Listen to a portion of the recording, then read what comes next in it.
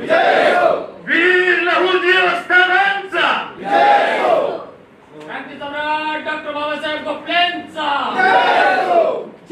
समाजाचे बरेच काही लोक सत्ताधारी पक्षात आहेत, परंतु अ ब क ड वर्गीकरणाचा जो काही विषय आहे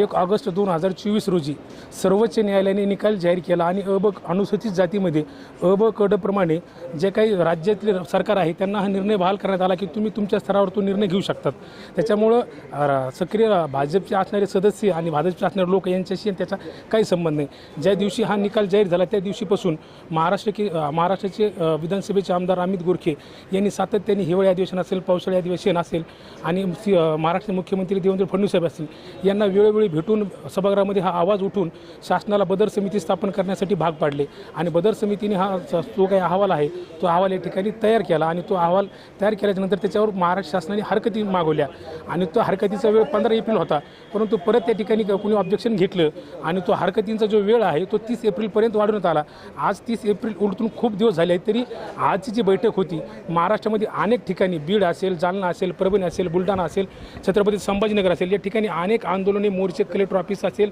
तहसील ऑफिस असेल या ठिकाणी गेलेले आहेत आणि सर्वांची एकच मागणी आहे की तात्काळ लवकरात लवकर अ ब क ड प्रमाणे वर्गवारी करून हे आरक्षण लागू करण्यात यावे। हो, हे सत्य आहे।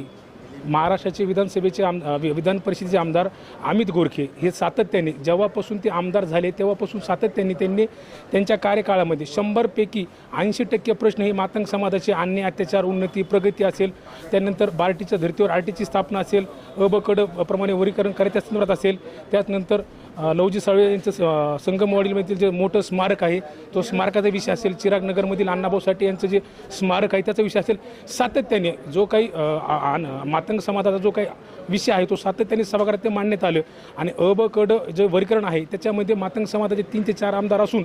परंतु सातत्याने एकच आमदार अमित गोरखे हा विषय मांडत असून त्यांना जे काही आज या ठिकाणी जे अ ब क ड विरोधी गट आहे त्यांच्याकडून त्यांच्या घरी एका पत्राद्वारे धमकी देण्यात आली की तुम्ही जर ह्या विषयावर जर काही हात घालताल किंवा सातत्याने हे विषय मांडताल तर तुम्हाला जिवंत मारून टाकू अशी धमकी त्यांना मिळालेली आहे।